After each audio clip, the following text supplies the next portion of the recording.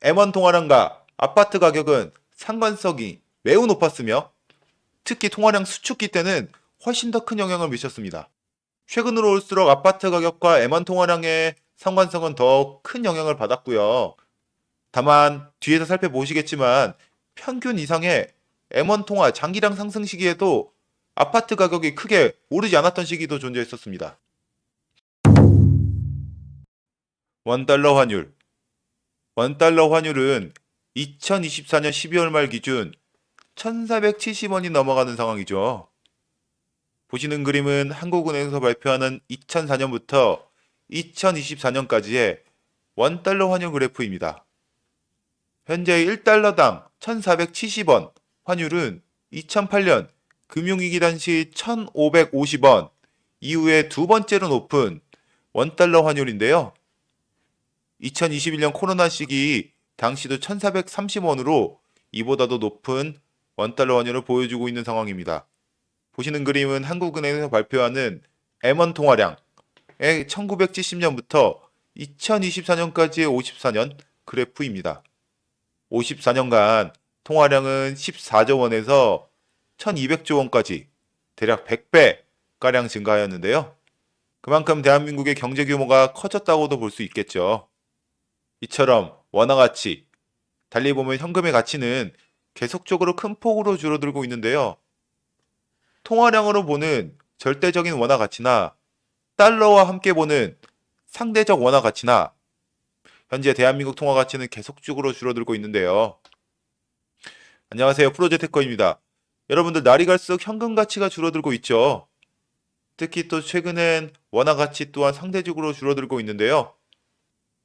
제 채널이 부동산을 주로 다루는 채널이다 보니 이러한 현상이 어떻게 부동산 시장에 영향을 미칠지 알아봐야겠죠.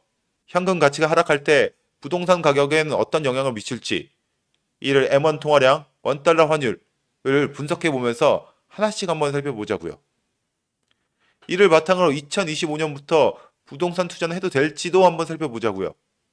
매크로 데이터를 기반으로 한 이번 분석, 향후 부동산 가격 및 자산 투자에 큰 도움이 될 영상이라고 확신드리고요. 끝까지 시청해 주시고 좋아요, 구독 부탁드리겠습니다. 기본적으로 통화량은 자산 가격에 가장 큰 영향을 미치는 요소 중에 하나죠. 저는 그 중에서 M1 통화량을 살펴봤고요. M1 통화량은 당장 사용할 수 있는 현금성 통화량으로 보통 M1 통화량이 증가하면 즉각적으로 부동산 가격이 증가한다는 말이 있는데요. 아래 보시는 그래프처럼 M1 통화량은 54년 동안 14조에서 1200조 원으로 대략 100배가량 증가하였는데요. 그만큼 대한민국 경제 수준이 약 100배 향상되었다고도 볼 수 있겠죠. 아니 그렇다면 통화량이 상승하는 이유는 무엇일까요? 통화량이 상승하는 이유는 크게 세 가지로 뽑을 수 있는데요. 첫 번째로 금리 인하, 두 번째로 양적 완화, 세 번째로 은행의 대출 완화 정책. 이 세 가지로 뽑을 수 있습니다. 물론 한 국가가 경제 수준이 올라간다면 통화량이 증대될 수는 있으나 이는 장기적인 관점이고 단기적인 관점에선 이 세 가지가 통화량 증대에 중요한 역할을 합니다. 첫 번째로 금리부터 살펴보시면 2025년 현재 미국, 한국이든 속도의 차이는 있겠지만 어떤 신호로든 인하 기조로 갈 것이며 또한 경기 회복, 실업률 등을 위해 양적 완화 동안 진행할 예정인데요. 결론적으로 2025년은 본격적으로 통화량이 늘어나는 해가 될 것임에 분명합니다. 아래 차트는 2014년부터 2024년까지 최근 10년간의 M1 통화량 차트인데요. 2014년부터 2022년까지 보시면 꾸준하게 통화량이 증가하였죠. 반면에 2022년부터 2023년 말까지는 통화량을 수축시켰습니다. 일반적으로 통화량을 증대시키는 것만큼 2025년에는 본격적으로 통화량이 다시 증대될 수 있는 가능성이 높은 해임에는 분명할 것 같고요. 저희 채널이 주로 부동산을 다루는 채널인 만큼 M1 통화량과 부동산 가격과의 관계에 대해서 한번 알아보았습니다. 아래 차트는 1986년부터 2024년까지 대략 40년간의 M1 통화량과 KB 아파트 가격 지수에 대해 분석해 봤고요. 보시는 그래프처럼 거의 정방향에 일치하죠. 보통 상관계수가 0.7 이상이라고 하면 완벽한 상관성, 0.5에서 0.7이라고 하면 강한 상관성이, 0.3에서 0.5면 상관성은 존재하지만 약한 수준, 0.3 이하면 상관성이 거의 없다고 말하는데 1986년부터 2024년까지 M1 통화량과 KB 아파트 가격 지수의 상관성은 무려 0.95%가 나왔습니다. 상관성이 매우 높다. 어떻게 보면 거의 일치한다고도 볼 수 있는 수치가 나왔는데요. 제가 혹시 몰라 검증 차원에서 이번에는 서울 아파트 중위 가격과 M1 통화량과의 상관성을 한번 분석해 보았습니다. 제가 지난번 영상에서도 말씀드렸지만 서울 중위 가격 데이터는 실거래 가격 기반의 데이터로 신뢰성이 높은 데이터 중에 하나입니다. 다만 아파트 중위 가격이 최초 공표된 것이 2006년이 중위 가격 최초 공표 시기이므로 비교는 2006년부터 2014년까지의 상관성을 비교해 보았습니다. 보시는 것처럼 중위 가격과의 상관성도 이처럼 매우 유사한 편이었고요. 상관계수는 0.94를 보여주었습니다. 이 말인즉 KB 아파트 가격 지수, 서울 아파트 중위 가격 무엇이 됐던 간에 M1 통화량과의 상관관계는 매우 밀접한 상관성을 보여준다는 것입니다.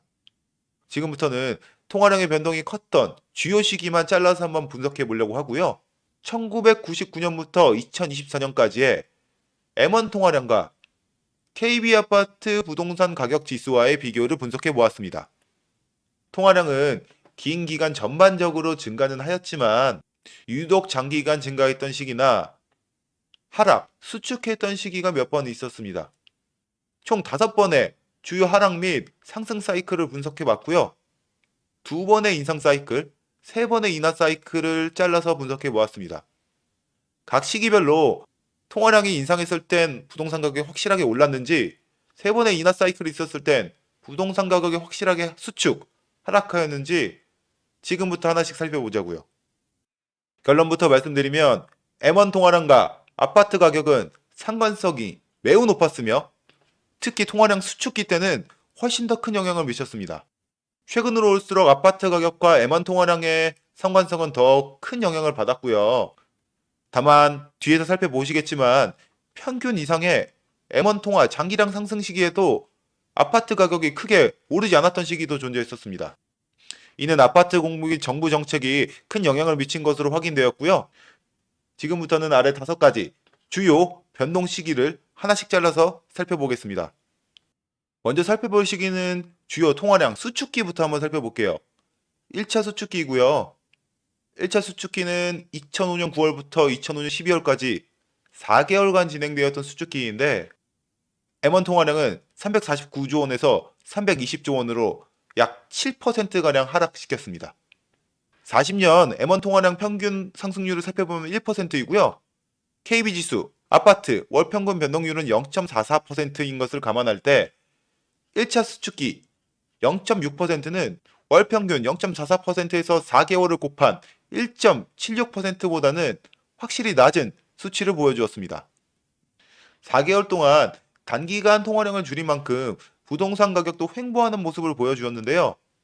단적인 예를 들면 바로 2005년 9월 앞전에 있었던 1월부터 8월까지는 KB 아파트 가격 지수가 무려 10%나 올랐는데 통화량을 7% 감소시키니 바로 4개월 동안 0.6% 상승으로 횡보하는 모습을 보이기 시작했다는 것입니다. 두 번째 주요 수축기도 한번 살펴볼게요. 과연 수축기 동안 아파트 가격이 하락했는지 한번 보시자고요. 2차 수축기는 2007년 1월부터 2007년 6월까지 6개월간 진행됐던 수축기였는데요. M1 통화량은 302조 원으로 349조 원 대비 13%가량 하락한 수치를 보여주었습니다.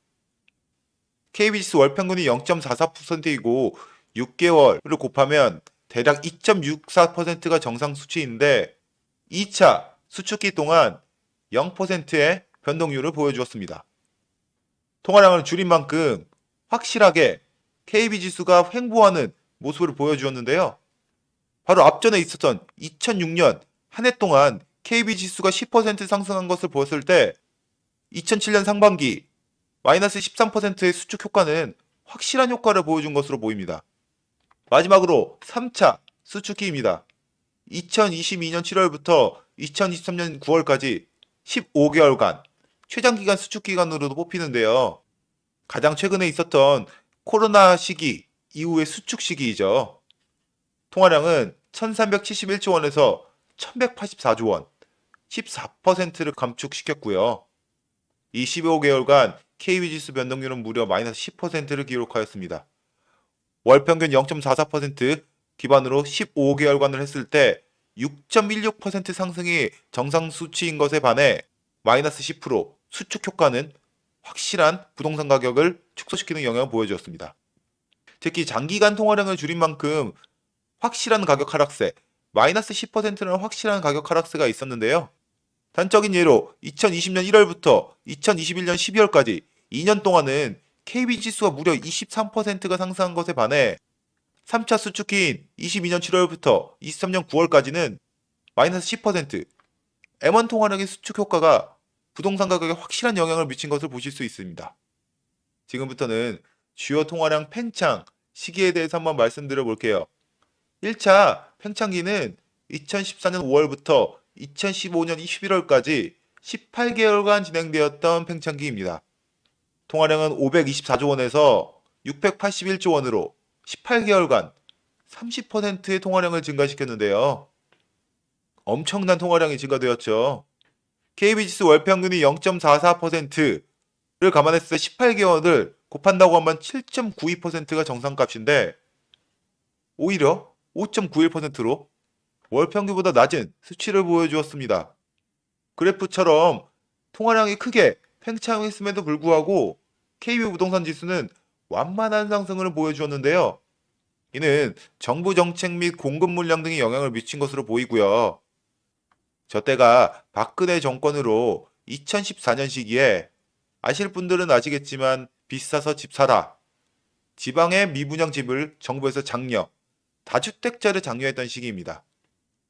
돈이 서울에서 외곽으로 빠져나가는 효과를 발휘했던 시기고요. 그만큼 M1 통화량이 증가했음에도 서울 부동산 KB지수는 5.91% 평균보다 미비한 증가를 보여주었던 시기라고 보실 수 있습니다. 다음으로 2차 통화량 팽창 시기입니다.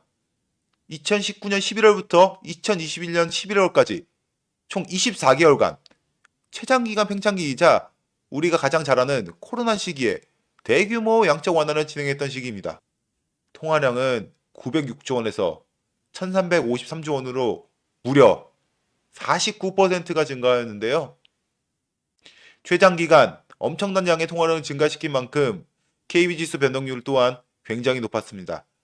32.4%, 2년간 32.4%가량이 증가했고요. 월 평균 감안 시 10.56%가 정상값이나 32.4%를 기록하였습니다. 전 이 KB지수 또한 실제보다는 살짝 낮은 수치일 수도 있다고 분석하고 있고요. 엄청난 통화량 증가에 부동산 가격 또한 크게 상승했습니다. 결론입니다. 서울 아파트는 M1 통화량과의 상관성이 매우 높은 것으로 분석되었습니다. 우스갯소리로 얘기하죠. 서울 아파트는 오늘이 제일 싸다. M1 통화량과 서울 부동산 40년 상관계수는 0.94로 강력한 상관성을 보여주었고요.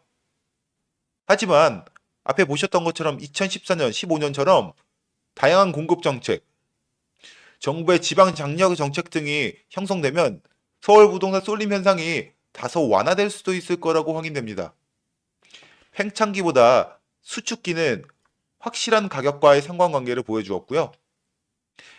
백테스트 결과 2018년부터는 상관성이 다소 낮아졌는데 이는 서울 부동산의 투자 수단으로서의 가치, 사치품으로서의 특성을 더욱 강하게 지니게 된 것으로 분석되고요. 최종 결론입니다. 2025년은 통화 팽창이 시작될 시기로 유력하고요.